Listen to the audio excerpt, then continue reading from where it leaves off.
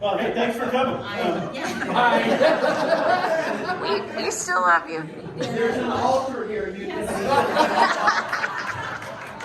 And I lost my job because he cut No Child Left Behind. I lost my job, my retirement, the job I love the most, working with high-risk youth. So obviously, I am no longer a Democrat or vote that way, and I'm solely committed to being a conservative. However, there's my story. Okay, good question. Yeah, I'm done now. That was it. That's my time to start. So I have a couple of, I'll point to you. Look at that. I'm pointing. That's a grandma look right there. I'm pointing at you. So when we talk about schools, we've been here only 4 years. We came from Eastern Washington.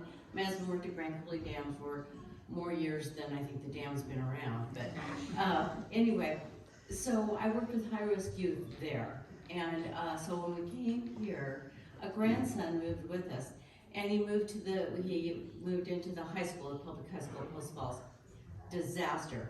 You cannot move it. Very few children can move into a high school as a new student in an overcrowded school in a new place. You're not going to fit. It's not going to work. So we did move him to the alternative school, which I just want you guys to know that you have a resource here that you do not, maybe some of you do. This alternative school here is for alternative learning, different type of learning. It is an amazing resource that you have here. But one of the things that we've discovered is my husband and I homeschooled our children who are now 40 and 46. So I hate to be rude, we're running short of time. Okay, What's your question? The question is, what would you do, two things, school district, and regarding school district, what would you do to recruit and sustain more support staff? Because the school, that's what the schools need. We're short on teachers, we're gonna be short on teachers. But support staff is something we can hire. It's an entry-level job. It does have some training that goes with it. It can be a career. What would you do in the school district to find the money, because it's there, find the money for some more support staff? Who wants to go first? I want to make all the Republicans in the room mad at me. Uh-oh. I think they need a raise.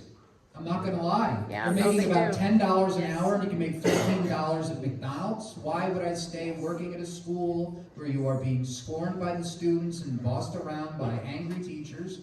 I don't understand why you would want to do that when you could go to McDonald's and make $15 an hour.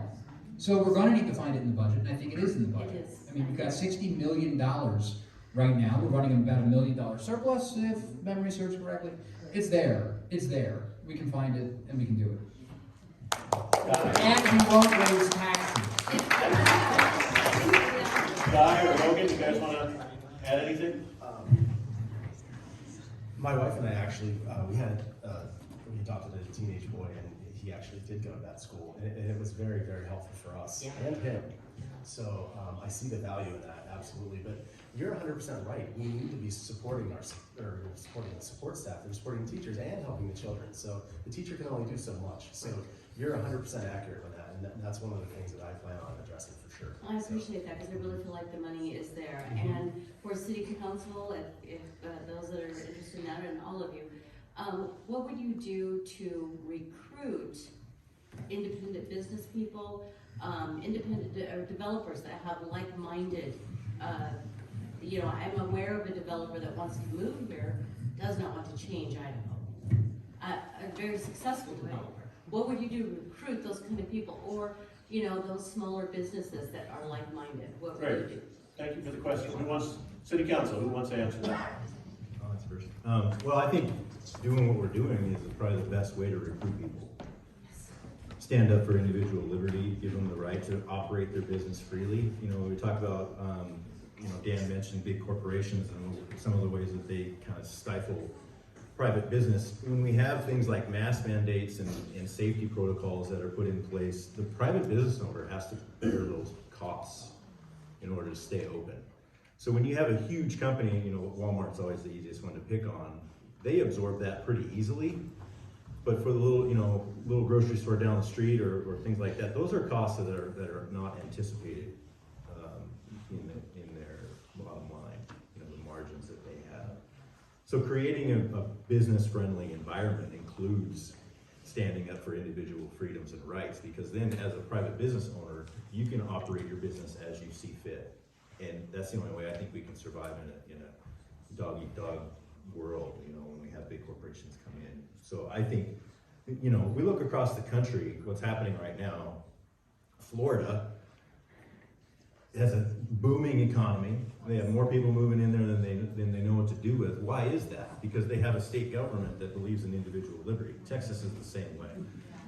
You know, I think the best recruiting process that we can have is just standing up for our constitutional rights, and people are going to be drawn to that. Josh or Kenny, you want to add anything before we go to closing comments? Just say that I agree with everything Nathan just said. All right, so, okay, go ahead. Kenny. Just real quick, I'll add that, you know, as we stand up for this freedoms and we do exactly what you're saying, we're going to attract more people that like that. We're also going to attract the opposition, and that's what we're seeing. So it puts us in a hard place, because on city council there are laws and things we have to abide by. It's not just we're there to do whatever we want. So I will personally do as much as I can, but when it comes to being in an official capacity, we have to do what's best for the city.